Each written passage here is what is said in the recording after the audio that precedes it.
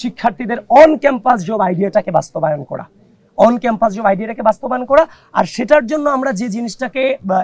চিন্তা ভাবনা করেছি, বিশ্ববিদ্যালয়ে যে ভ্রাম্যমান দোকানগুলো আছে, ব্যবসায়িক প্রতিষ্ঠানগুলো আছে, সে প্রতিষ্ঠানগুলোকে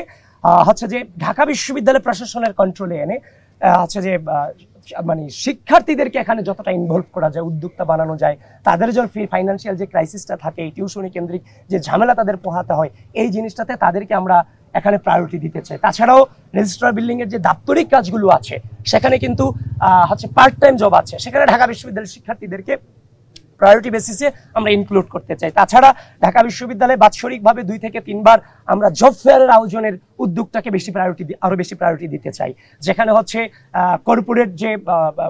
জব ফেয়ারে বিভিন্ন কর্পোরেট কোম্পানিগুলো যারা আছে তারা এখানে আসবেন, শিক্ষার্থীদের এখানে ঢাকা বিশ্ববিদ্যালয়ে বসে তাদের ভাইবা নেবেন এবং এই ঢাকা বিশ্ববিদ্যালয় থেকে তাদের জব হবে, এবং যারা জবে যেতে চায় তারা জবে যাবে, যারা হচ্ছে যে আপনার ইন্টার্নশিপে যেতে চায় তারা ইন্টার্নশিপে যাবে। তাছাড়াও আমরা যে জিনিসটার প্রতি হচ্ছে যে গুরুত্ব আরোপ করছি সেই জিনিসটা হচ্ছে যে ঢাকা বিশ্ববিদ্যালয়ের যে একাডেমিক আমাদের যে পড়াশোনা তার বাহিরে যেন হচ্ছে যে